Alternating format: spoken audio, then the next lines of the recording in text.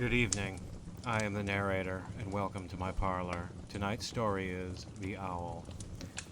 Crack! The ball flew through the air. The bat fell to the ground. The batter ran. Outfielders scattered. He circled the diamond and reached home. The game was ours. Fans burst in applause. The visitors returned to their bus, the home team to their lockers. I unwound. My lungs needed rest. This was the opener. A full season was yet to come. By then, the sun had set and the day had ended.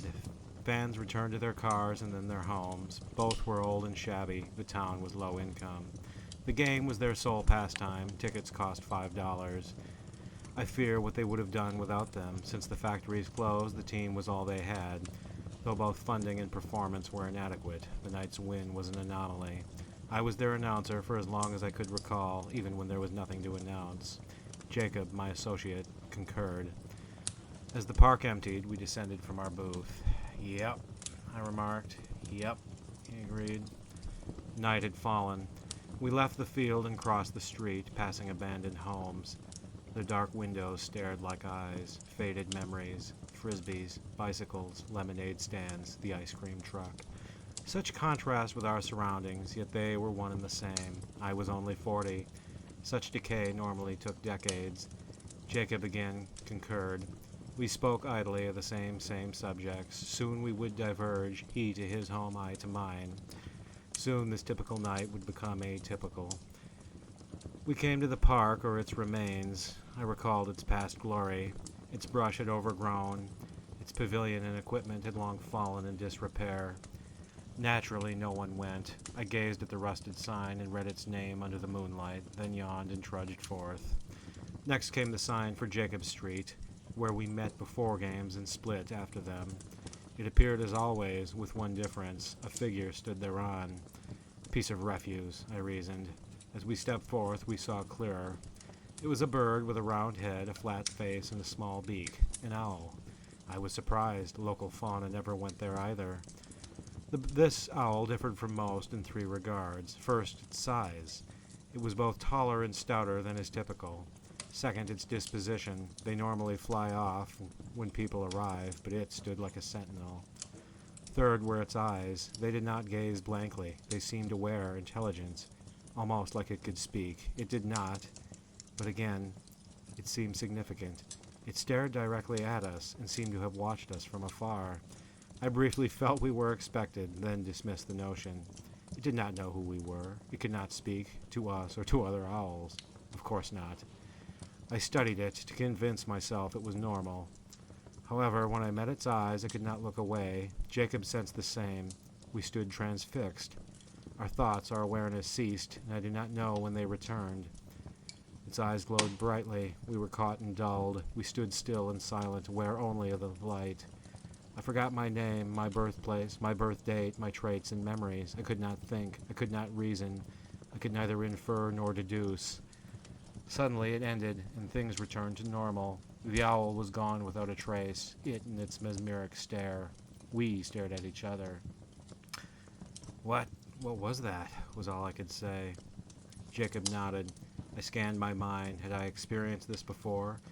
Read it in a book, or seen it in TV or a movie? I could not recall. As we spoke, our energy slowly restored. We need to figure out what that was. Yes. We ought to stay together for the night. You can stay at my place. Sure. We said nothing more. My home was a dive. I could not afford to maintain it, nor did I care to. Its shingles were chipped and faded, its door and window hinges rusted. Once inside, I locked the door, though it had nothing worth stealing. I gazed out my window and studied my sleeping neighbors' homes. Before I had ignored them, but now I was glad they were near. We collapsed, I on my couch and he in my chair. I stared at the ceiling and shared my theory. A processing factory had toxic waste where they needed to discard. They found the park and had used it since. We had unknowingly inhaled the vapor. As such, we were lucky to be unharmed. The owl was incidental. "I'd rather discuss this tomorrow," he dismissed. Exhausted, I agreed. I switched on the television. A sitcom played. Ads followed. Before my eyes closed, I gazed at my clock. 4 a.m. The game had ended at 10, and the walk home was 10 minutes. I had neither the time nor the energy to explain, instead falling right asleep. I awoke unrested and thought immediately of the night before. The clock had thickened the plot.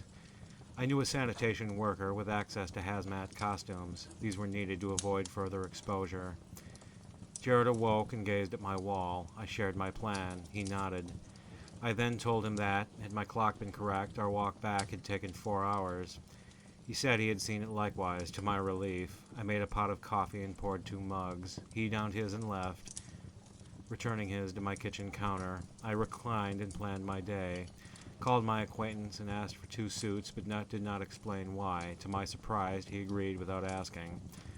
Then I drove to his office and obtained them. Upon return, I laid them on my floor and called Jacob. He agreed with a sigh. Still, I needed his involvement.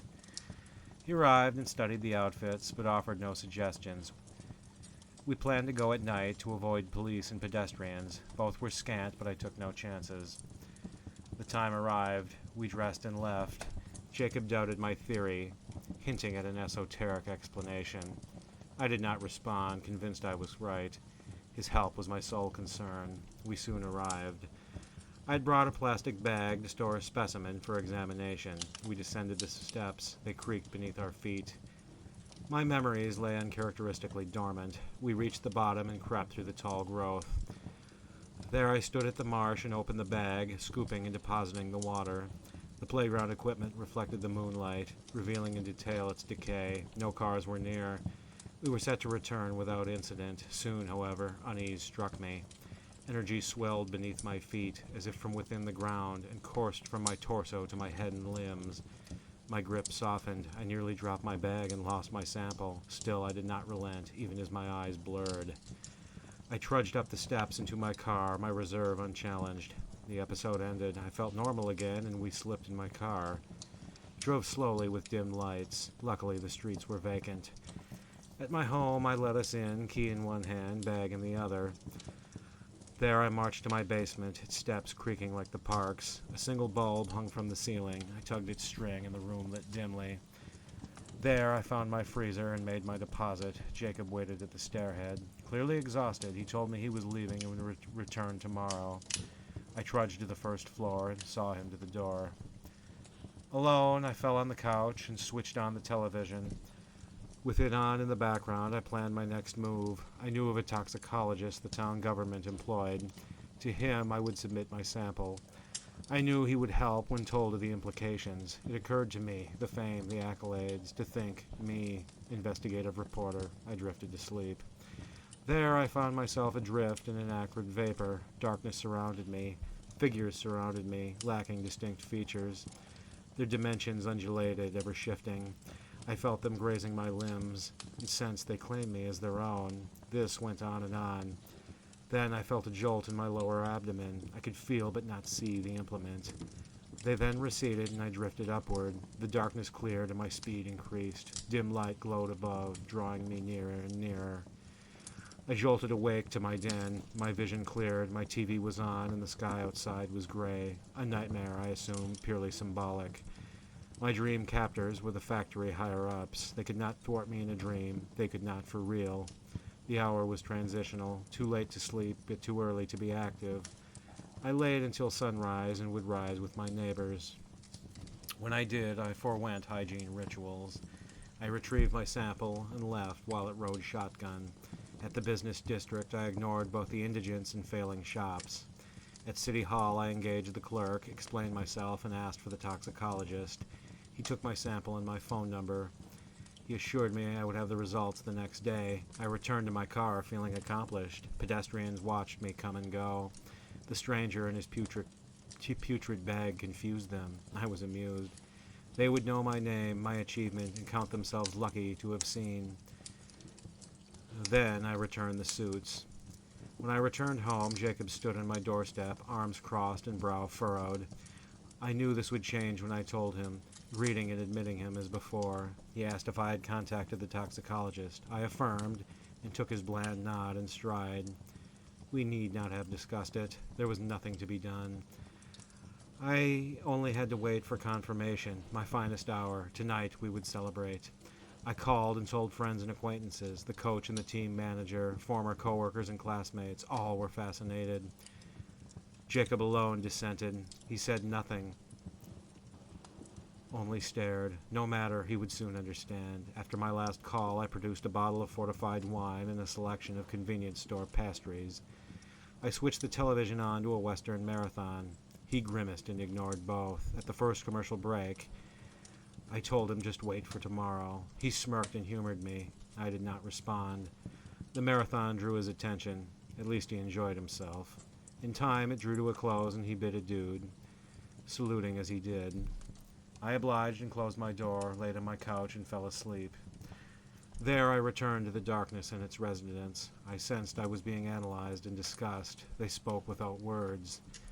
This dream surpassed the one before. The darkness dissolved into a landscape like I had never seen. It was gray and dense in atmosphere. The air curved and rippled. Below was a maze of black hills and valleys. Trees rose from the soil, towering. On their branches were nests filled with eggs the size of trucks. Amidst them stood massive structures bending at odd angles. The figures guided me through the air, and I saw everything the realm had to offer. I was unafraid. This was symbolic of my foes. But I was mistaken. As I peered forth, I saw more figures guiding a second human form. Our hosts brought us close, and I saw it in relief. Jacob. I rushed to explain. My subconscious had inserted him into my dream, or had it. Before I could consider, he opened his eyes and stared at me wearily. I jolted awake to the dim hum and glow of my TV. The phone rang. I answered. A yawn. The toxicologist. Nothing was abnormal about my sample. It was standard swamp junk. I thanked him and ended the call. What was I thinking? Every plant in town was long shuttered and abandoned. My ambitions were dashed, but I did not care. The call confirmed something else entirely. I laid back down, hoping to make sense of the events. I failed. TV was no help. A knock sounded on the door. Jacob. Staring in dread, he lifted his shirt, revealing a mark on his lower stomach. He pointed and I studied, then lifted my own shirt. On both of us, the black outlines of large owls. Just then, we sensed a presence. I gazed through the window and immediately wished I'd gone. The owl stood, staring,